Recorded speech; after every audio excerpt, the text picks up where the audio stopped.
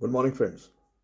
आज हम बात करते हैं कुरान का क्या कहना है स्पिरिचुअलिटी, रूहानियत और पॉलिटिक्स के बारे में, सियासत के बारे में।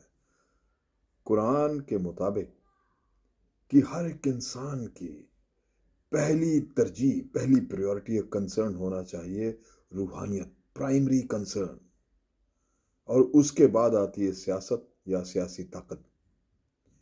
ये हमेशा सेकेंडरी, प्राइमरी है रूहानियत।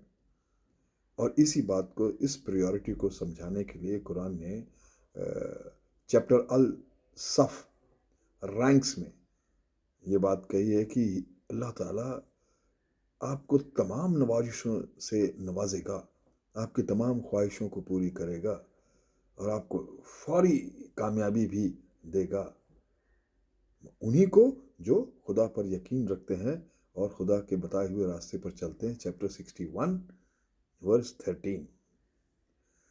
कुरान बहुत साफ साफ मेंशन करती है कि सियासत और सियासी ताकत हासिल करना इंसान का सेकेंडरी यानी दूसरा मकसद हो सकता है।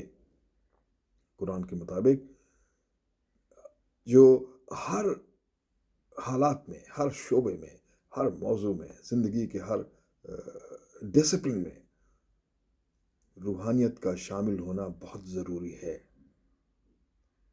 स्पिरिचुअलिटी, रूहानियत ज़िंदगी का पहला मकसद होना चाहिए और इसको आपको अपने जो भी काम करते हैं, जो भी किसी भी मामले में इन्वॉल्व होते हैं, स्पिरिचुअलिटी को शामिल रखना चाहिए।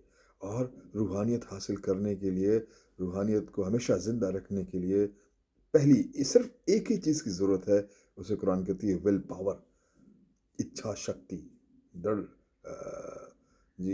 पक्का इरादा, पुख्ता इरादा। अगर विल पावर की ज़रूरत है, वही आपको जो है आपके मकसद को हासिल करने में मदद करेगी। किसी भी हालत में, किसी भी सिचुएशन में आप हों, आपकी माशी प्रॉब्लम हो, सियासी आपकी फैमिली प्रॉब्लम हो, सोशल प्रॉब्लम हो, कुछ भी हो, जिस्मानी प्रॉब्लम हो, ज़हनी प्रॉब्लम हो, दिक्कत हो, मगर आपको खुदा के बताए हुए रास्ते से हटना नहीं है और इस रूहानियत की में मुसलसल चलना चाहिए, चाहे हालात आपके माफिक हों या हालात आपके गैर माफिक हों। पॉलिटिक्स में, सियासत में हमेशा दो पार्टीज़ या दो लोगों या 2 से 3 की ज़रूरत होती है। कुरान कहती है जब, और मकसद क्या है, एक को हराना है, एक को आगे जाना है, एक को पछाड़ना है। अगर ऐसे हालात होंगे तो यकीनी तौर पे उन दोनों पार्टीज़ के बीच में नफ़रत पैदा होगी, टेंशन पैदा होगी, दिक्कत पैदा होगी, टकराव पैदा होगा। और जहाँ टकराव पैदा होगा वहाँ पर फिर हिंसा भी हो सकती है, वायलेंस भी हो सकती है, तशद्दुद भी हो सकता है। और ये तमाम चीज़ें कुरानिक विज़डम के ख़िलाफ़ हैं। जहाँ नफ़रत है, जहाँ तशद्दुद है, जहाँ टकराव है, वो कुरान की में कहीं शामिल नहीं। वो हर इंसान की ज़िंदगी में नुकसान ही करता है। इसीलिए कुरान ने रूहानियत को तरजीह दी है और सियासत और सियासी किसी भी पावर को दूसरी ने इस तरह समझाया कि सियासी जो रूहानियत है उसका मकसद सिर्फ एक है कि आपको हेयर आफ्टर, अपनी मौत के बाद जन्नत में आला से आला मुकाम मिले। और पॉलिटिक्स, सियासत और सियासी ताकत का मकसद सिर्फ दुनियावी मामलात में ही होता है।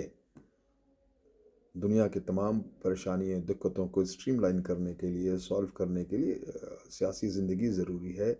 और मगर वो उसमें भी अगर आप रूहानियत को शामिल करेंगे तो एक बड़े कामयाब सियासतदान बनेंगे।